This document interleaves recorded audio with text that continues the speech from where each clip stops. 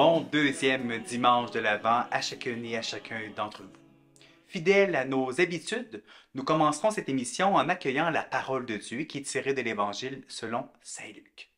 Par la suite, nous aurons le bonheur d'entendre le témoignage de Madame Suzelle Doucet, qui est agente de pastorale et coordonnatrice de la pastorale paroissiale de la paroisse Saint-Martin de Tours à Latuc. Elle nous parlera de quelle manière la communauté chrétienne prend soin les uns les unes des autres. Ça fait partie intégrante de la vie de cette communauté chrétienne. Après ce témoignage, nous aurons un temps de prière et un défi nous sera lancé pour la semaine qui débute.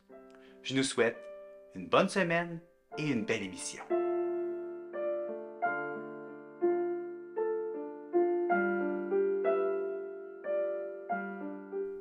Bonne nouvelle de Jésus-Christ selon saint Luc.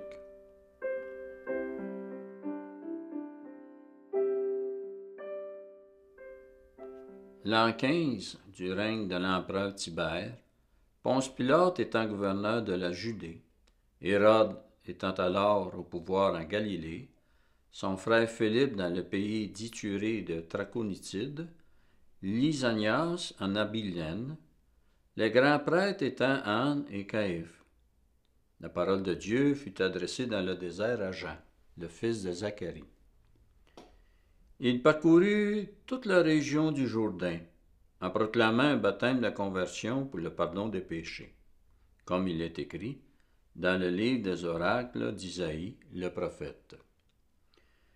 Voix de celui qui crie dans le désert, préparez le chemin du Seigneur, rendez droit ses sentiers. Tout ravin sera comblé, toute montagne et toute colline seront abaissées. Les passages tortueux deviendront droits. Les chemins rocailleux seront aplanis, et tout être vivant verra le salut de Dieu. Acclamons la parole de Dieu.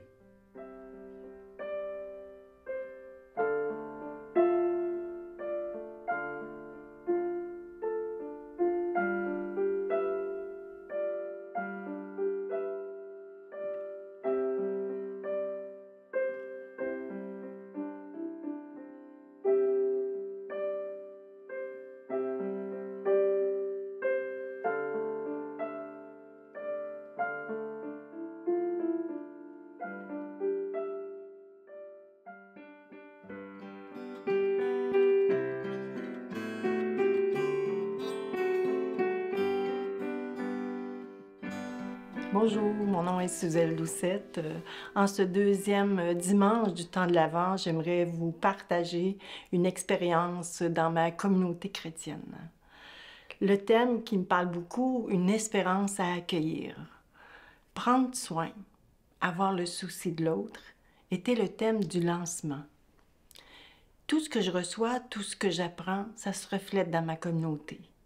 C'est dans cette communauté chrétienne que je grandis, que je marche avec eux. C'est ce qui fait la différence. Parce que chaque membre de la communauté a sa place, trouve sa place pour s'intégrer, s'impliquer, s'engager. Chez nous, l'accueil, c'est primordial. Se dire bonjour en arrivant, se donner une poignée de main, un regard bienveillant, un échange, une parole, un compliment, un encouragement. C'est l'accueil de toute la personne, telle qu'elle est, avec ses différences, ses couleurs, sa culture, ses fragilités, ses manques, ses maladresses. On se nourrit mutuellement, les uns les autres. Je me nourris avec eux de la parole de Dieu, de la prière communautaire, de l'amitié, de la fraternité, de la solidarité, de la communion, du partage. Et régulièrement, plusieurs vont aussi déjeuner ensemble. Ça nous permet de créer des liens. On célèbre ensemble, on chante ensemble, et c'est important. Souvent, ce sont les personnes qui s'offrent pour s'impliquer. Quand c'est le temps de monter la crèche, par exemple, on offre, après la messe, s'il y a des gens de disponibles, et au moins une dizaine de personnes restent avec nous pour nous donner un coup de main. Et ça se fait dans la joie, dans la fraternité. Un autre exemple, un dimanche matin, une personne est arrivée à l'église et elle se rend compte qu'il manque une personne à l'accueil. Elle commence par s'informer d'elle et elle s'offre de la remplacer. Je vous donne un autre exemple. Un jeune homme est arrivé un matin avec sa guitare en me disant « Je veux te montrer ma guitare ». Parce que je fais de l'animation avec ma guitare aussi à chaque dimanche. Et ce jeune homme-là, il a commencé à jouer et à chanter les dimanches suivants. Et les gens sont contents, heureux de l'accueillir. Ça amène une couleur spéciale dans nos célébrations. Un autre jeune qui vient pour une messe anniversaire de son grand-père.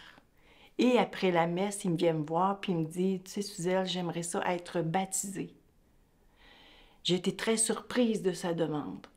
On l'a accompagné dans sa demande, Linda et moi, et le baptême s'est passé dans notre communauté lors de la veillée pascale. Et après son baptême, il a témoigné. Et il a dit « J'ai jamais reçu autant d'amour. » Et nous, on sait, pour l'avoir accompagné, que c'est de l'amour de Dieu qui nous habite, qui l'a touché. Un autre exemple d'une jeune maman avec ses enfants de 8-10 ans qui vient à l'église régulièrement et ils viennent de demander d'être baptisés. Tous ces exemples, ces faits vécus sont pour moi l'espérance des pousses nouvelles. C'est une espérance à accueillir. On a le souci de l'autre. Un exemple d'un couple qui vient régulièrement à l'église et cette dame, qui est une de mes amies, apprend qu'elle a un cancer. Toute la communauté l'accompagne. Son conjoint vient à l'église pour l'accompagner, mais cette dame décède et toute la communauté est en deuil parce qu'on a été présent, proche d'elle, dans ce qu'elle vivait. Et on est présent aussi à ses funérailles.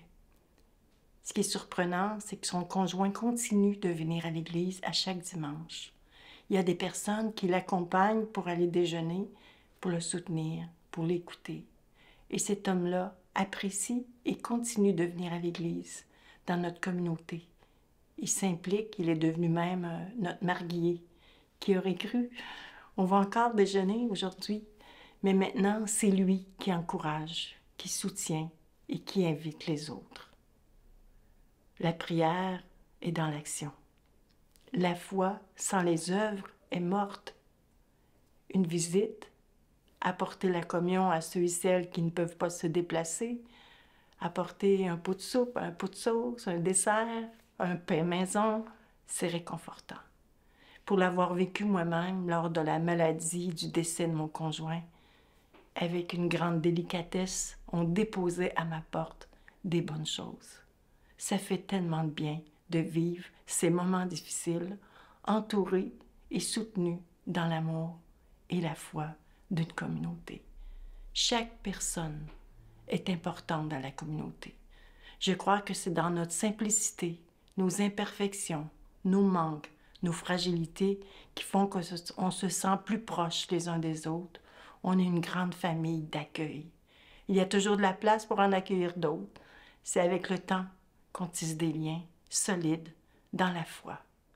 Dieu est présent et à l'œuvre avec nous. Tournons nos cœurs et nos pas vers lui pour préparer la route à ses côtés. Cette semaine, abandonnons nos tenues de tristesse et de misère. Pensons plutôt au bonheur qui nous attend. Que dans cette perspective renaisse la joie en nos cœurs afin que nous puissions la partager autour de nous. Bon temps de l'Avent à chacun et chacune de vous.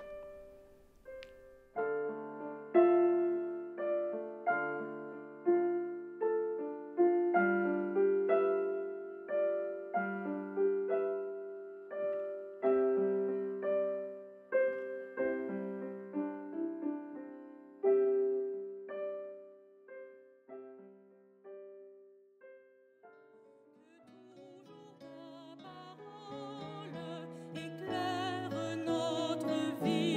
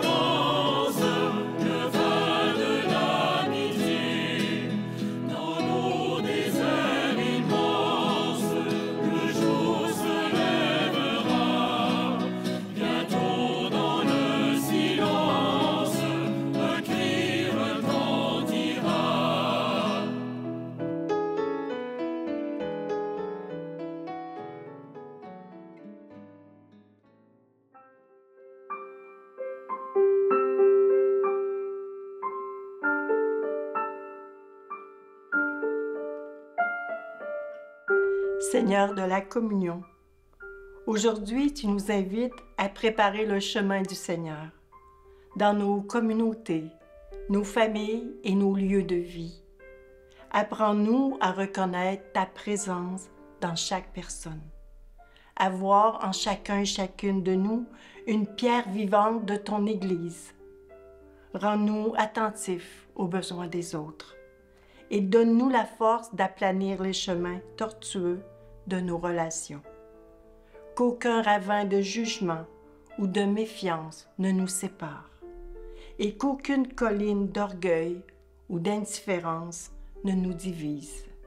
Seigneur, fais de nos communautés des lieux de pardon et d'accueil, où chacun trouve la joie d'appartenir à un même corps.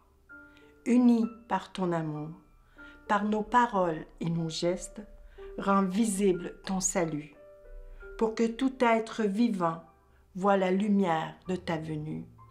Amen.